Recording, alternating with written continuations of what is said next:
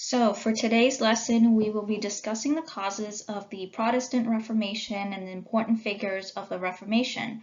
For today's essential understanding, you will need to know that the disputes over biblical interpretation and papal authority led Protestant reformers to leave the Catholic Church and establish Protestant churches. So here we're coming back to this map that I have shown you in the first week of school. But here we have the world religions map showing you where the 5 major world religions are centered and their spread. We'll focus on Christianity and the Reformation movement for this lesson. So we're going to be mainly focusing on the European continent at this time. So I know y'all may have learned the basic ideas of Christianity last year if you took World History 1, but I thought it'd be good to do a little bit of a review of the background information with some of the early foundations of Christianity, because we're going to make connections in terms of Christianity to a much later movement called the Reformation that took place in the 16th century. So here we have the founder of Christianity, Jesus Christ, who was born in Bethlehem and raised in Nazareth in Judea in modern-day Israel. But at the time, it was a province of the Roman Empire, and Jesus was said to have been born around 4 BC. He was raised as a Jew. He was born of a Jewish mother, Mary, who was from Galilee, a Jewish part of the world, and Jesus worshipped at Jewish synagogues, celebrated Jewish festivals. He was in fact born, raised, and died as a Jew. So it's reasonable to say that Jesus was raised according to Judaism. We see that after Jesus' death and was when his followers were called Christians, who asserted themselves as monotheists, who believed in the doctrine of the Trinity, and then, so here on the slide, you see the map of Israel at the time of Jesus during the 1st century AD. You can see where Judea is located in the south, and that's where Jesus was born, and his mother Mary was from Nazareth in Galilee in the north, and that's where he was raised. Okay, so let's continue with the developments of Christianity. So Jesus had apostles, and if you recall, we learned a couple of classes ago with the 12 apostles painted and depicted in the Last Supper painting by Michelangelo.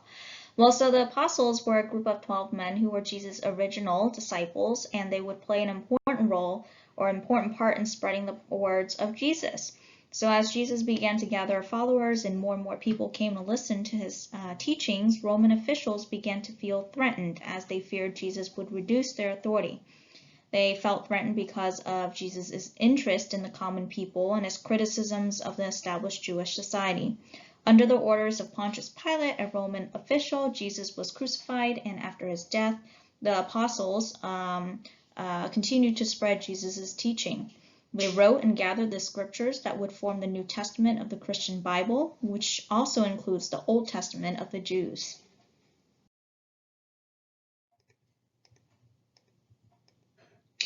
After Jesus' death, as we have talked about, his apostles and followers continued to spread his teachings, and it grew steadily throughout the Roman Empire, but continued to create conflicts with the Roman authorities. The Romans were tolerant of other religions as long as it didn't seem to threaten public order or public morals.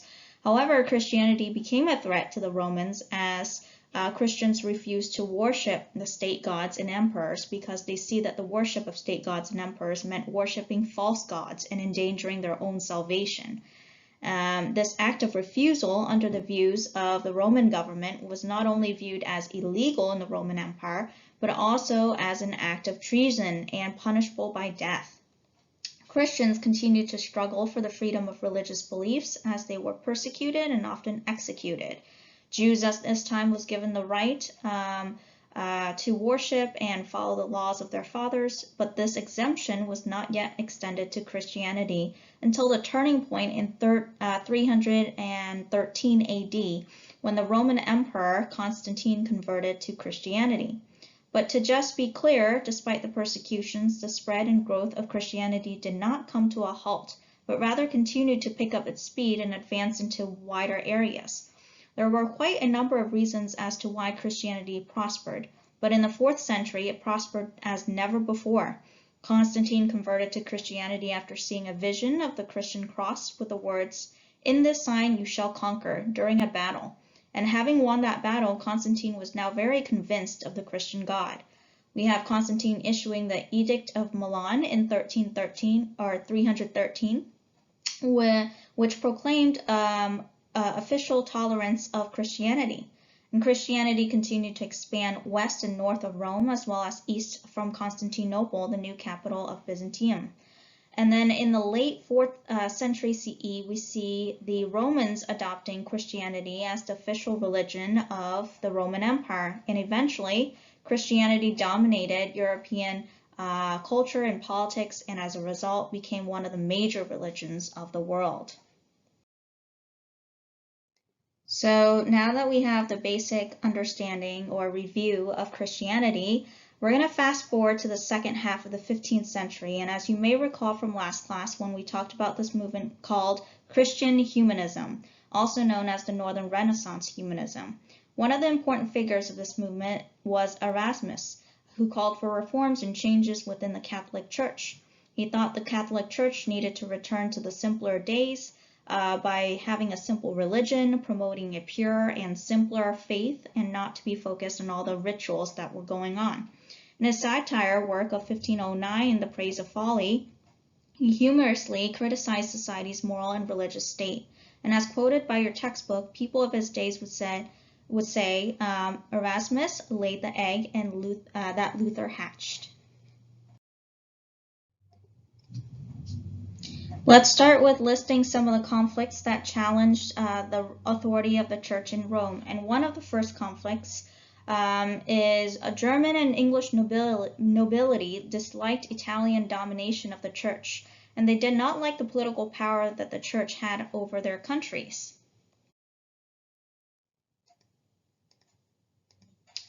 Another conflict that challenged the authority of the church in Rome was the church's great political power and wealth, where the merchants' wealth challenged the church's view of usury. We also mentioned this term in our last class already, and usury means the charging interest for loans. The act of these merchants in the banking system that rose up in the Italian city-states was viewed as a mortal sin. As the church's teachings and practices of usury continued in Rome, conflicts and struggles continued to play out. Then we also have the criticism of the church for its corruption and selling of indulgences. The corruptions and the sale of indulgences were so widespread where people sought out ways to guarantee and assure their salvation or acceptance into heaven or reduce their time in purgatory. And as a result, the church organized opportunities for the sale of indulgences, and how this works is the church would sell the document that is signed by the Pope to release the bearer from all part of the punishment for sin, of their sin. These documents would be sold for exorbitant prices to raise funds for the Crusades or to build church buildings. Making pilgrimage to view relics also grew popular as a way to acquire indulgence, therefore salvation.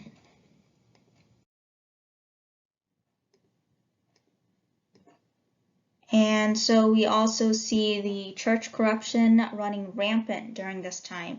In the original event, an important event of the Jews called the Babylonian captivity in the 6th century, the Jews were exiled to Babylon and forced to stay there for several decades until the Persian king Cyrus the Great allowed them to return to Jerusalem and rebuild their destroyed temple.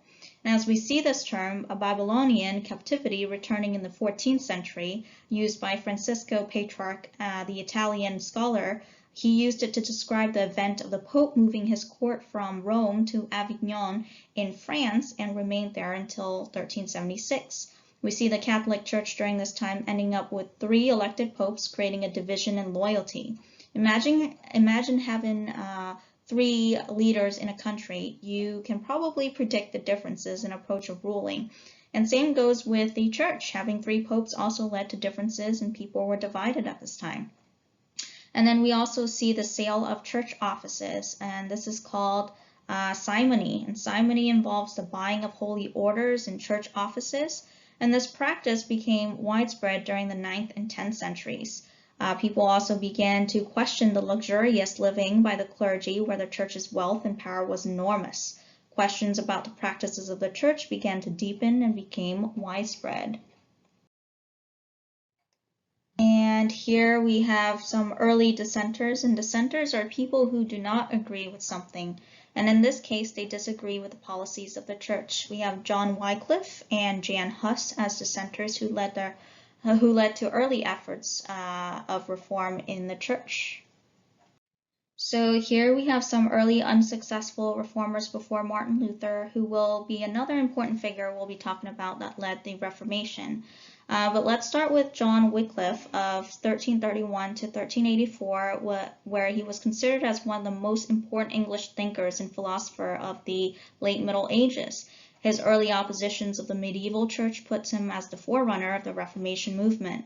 Nevertheless, his oppositions of the church led him to be condemned for heresy. And on the right-hand side, we also have Jan Hus, who was a 15th century church reformer known for his controversial execution. In fact, burned to death at the Council of Constance in 1415, where the council condemned him as a heretic. And a heretic is someone who has opinions that oppose or in contrast to the Christian doctrine. He was actually born in a city in Bohemia and was heavily influenced by the work of John Wycliffe and worked to call for reforms within the church. Huss called for preaching and Bible reading in the common language. He also opposed the sale of indulgences, and many of their criticisms and works contributed to the rise of the Reformation movement, despite their demise and dismissal during their times. So here is a great chart to show you the causes of the Reformation in terms of social, political, economic, and religious causes.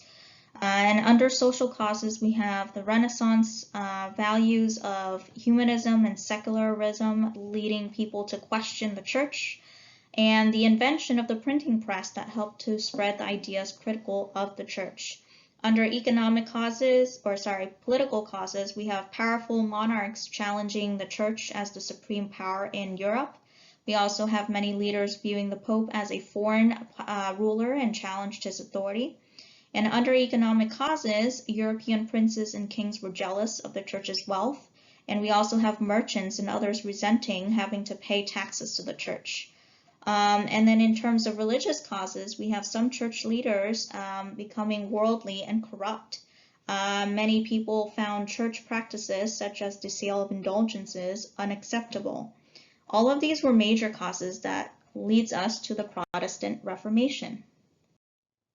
So the movement of the Protestant Reformation, a 16th century religious, political, intellectual, and cultural upheaval that challenged papal authority and questioned the Catholic Church's ability to define Christian practice, were led by some of the well-known figures or reformers of this time, like Martin Luther, John Calvin, and Henry the Eighth, and Queen Elizabeth.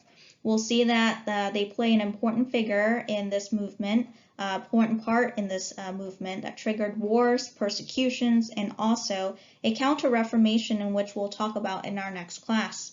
But for today, let's dive into some of these important reformers of the Protestant Reformation.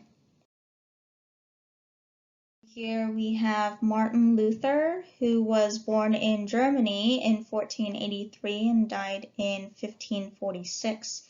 He was an Augustinian Catholic monk and a professor where he lectured on the Bible, and through his studies of the Bible, which sparked him the curiosity of the certainty of salvation. And by studying the Bible, he discovered an answer to the problem. Catholic teachings emphasizes on faith and good works as a way to achieve personal salvation. But in contrast, in Luther's opinion, developed from his studies of the Bible, Luther came to believe that humans are not saved through good works, but through their faith and faith alone in God. This became the major teaching of the Protestant Reformation. And if we know that Luther believes that faith alone is how one can achieve salvation, then of course we can tell Luther strongly opposed the sale of indulgences. And he challenged the Pope on this matter. In addition to that, he sees the Bible as the ultimate authority, the Bible as the core foundation of the church and not the Pope. He promotes the studying of the Bible, which he believes is the only valid source of religious faith. And this was also viewed similarly by later Protestants. He also believes in the idea that all humans are equal before God and the people didn't need a priest. And clearly known for his opposition of the sale of indulgences, Martin Luther was well known for his writing of the 95 Theses in 1517 to question the church's authority in selling indulgences. He actually didn't view himself as a rebel, but he was greatly angered by the action of the church when the church allowed a monk named Johann Tetzel to sell indulgences to raise money to build St. Peter's Basilica in Rome. People who purchased these indulgence documents believed that they would be able to free the souls of their loved ones from purgatory. And the promotion of this idea furthered Luther's opposition with the church, leading him to write the 95 Theses and posting it on the door of the castle church in Wittenberg. Thousands of copies of the 95 Theses were printed and spread into all parts of Germany, and in 1521 he was summoned before the Diet of Worms, an imperial assembly established by the Holy Roman Empire, and resulting from that, Luther was made an outlaw within the empire. His works were burned, and he was ordered to be captured and summoned to the emperor. Luther was also excommunicated by the Pope at this time, meaning excluded from the church community. After Luther's excommunication, in order to capture him, he was lucky to be sheltered by Frederick, an elector or prince of Saxony, where Luther hid and translated the Bible into German and continued his output of vernacular pamphlets. In 1524, German peasants got inspiration from Luther's empowerment, revolted, and Luther's religious movement became a revolution. We can see Luther's ideas continue to gain listeners and supporters of many German support of many German rulers among 300 states that made up the Holy Roman Empire. Luther then began to set up new religious services to replace the Catholic Mass, and we can definitely see a solid initiation of the Protestant Reformation that splintered the Catholic Europe at this time. We begin to see the birth of the Protestant church with services consisting Christian Bible readings, preaching the Word of God, and soon we had Luther's doctrine coming to be known as Lutheranism, which became the first Protestant faith. And by the Reformation's end, we also see that Lutheranism has become the state religion throughout much of Germany, Scandinavia, and the Baltics. And here we have another reformer and convert of Protestantism, John Calvin, who was educated in his native France in the 1500s, but eventually fled to Switzerland for safety. There he published his Institutes of the Christian Religion, and with the advantage of the printing press, Calvin's works were able to be shared and distributed widely, resulting in the spread of his ideas and the ideas of Protestant Reformation. So what are exactly Calvin's views? Similar to Luther's belief, Calvin also teaches that faith alone was sufficient for justification, the process of being deemed worthy of salvation by God. What was different, however, was his belief in single predestination. That's the idea that God had selected some people to be saved and those to be punished. He believed that God had predetermined an ultimate destiny for everyone, and only a few, he preached, would be saved, and those were known as the elect. His beliefs, what did he do and how did he contribute to the movement of the Reformation? Well, in 1530s, the city of Geneva in Switzerland invited Calvin to construct a Protestant theocracy in the city, which was centrally located and near France. From there, missionaries trained in Geneva would go to all parts of Europe to spread his teachings, and we can see Calvinism being established in France, the Netherlands, Scotland, Central and Eastern Europe, furthering the expansion of the Protestant movement. And then we also have the King Henry VIII, as the King of England, who ruled from 1509 to 1547.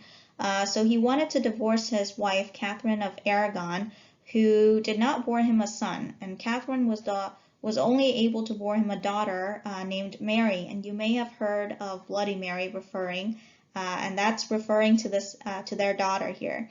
Anyhow, according to the Catholic Church's doctrine, you can't just divorce your spouse, but rather you could get an annulment, which was a procedure that would cancel a marriage approved by the Pope. However, the Pope refused to grant the annulment, and Henry turned to England's highest church courts to ask for the annulment so that he could marry his new wife, Anne Boleyn, in hopes of having a male heir.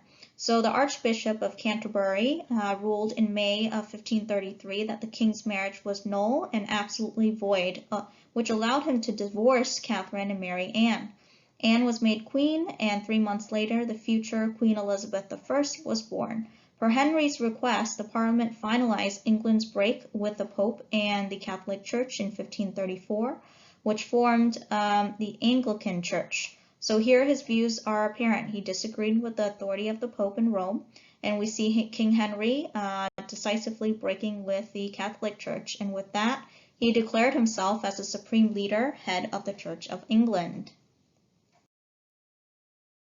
So pretty much what did he do? As we talked about in the previous slide, he divorced his wife, Catherine of Aragon, to marry Anne Boleyn in hopes of getting a male heir, eventually breaking ties with the papal authority and declared himself as the head of the National Church of England, also known as the Anglican Church.